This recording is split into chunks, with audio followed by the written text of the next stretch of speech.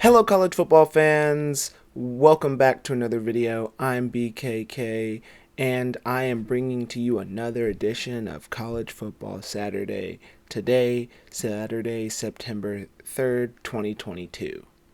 Today, we will be looking at a preview of probably two of the best games, Oregon and Georgia, and later, we will be looking at a preview of Notre Dame and Ohio State.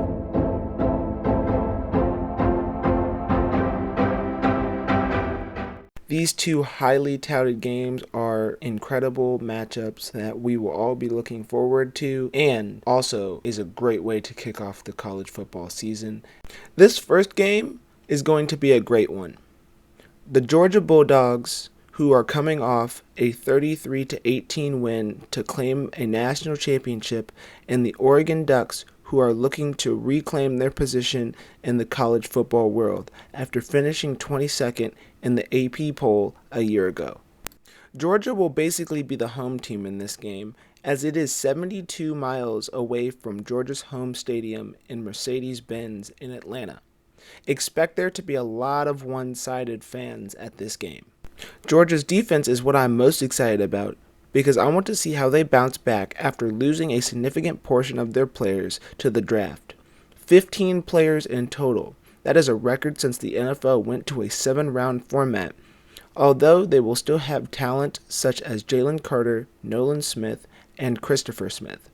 So this will definitely be an interesting turn of events, especially as quarterback Bo Nix transferred to Oregon from Auburn after starting for the past 3 seasons. Nix, however, is 0-3 versus the Bulldogs and will probably be 0-4. Stetson Bennett is making his return for his 6th college season and was the offensive MVP in their playoff victory.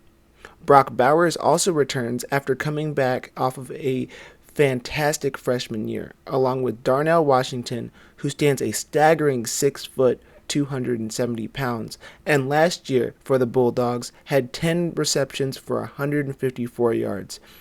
Art Gilbert, who at LSU had 35 receptions in 368 yards, an average of 10.5 yards per reception, and had 2 touchdowns. He also played 8 games and has transferred from LSU to Georgia. Oregon has great depth this year, including 21 new transfers, and returns all 5 starting linemen from a year ago.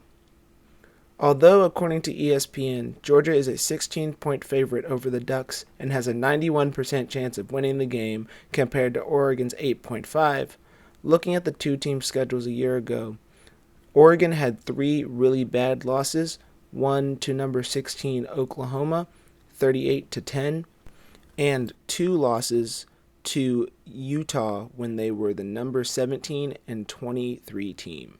Georgia, however, coming off of the stronger schedule, had only 1 loss to the Crimson Tide, 41-24, but later avenged themselves in the national championship game. Stepping away from the football side of things, the Oregon Duck quarterback Marcus Mariota, who plays for the Atlanta Falcons and won the Heisman Trophy, will be an honorary captain during this game. And also, Oregon will be honoring the late Spencer Webb with a helmet sticker of his number inside a spider web. Webb died in July after falling and striking his head during an outing in Eugene. So this will be a good game as Georgia is the favorite.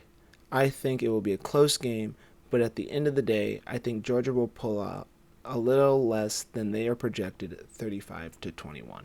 Looking forward at 7:30 p.m., we have the Notre Dame Fighting Irish and the number 2 Ohio State Buckeyes, who are called by many fans the 2023 national champions.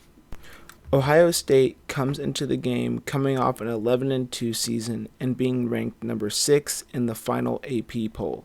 Notre Dame comes into the game also coming off an 11-2 year, being ranked number 8 in the final AP poll.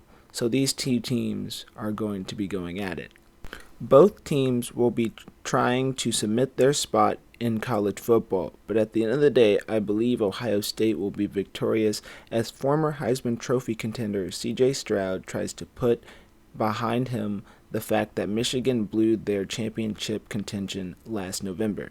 In his second start at Ohio State, he is already projected as a first-round NFL pick, and joining him are receivers Jackson Smith, Njigba, and running back Travion Henderson. Both are Associated Press All-Americans.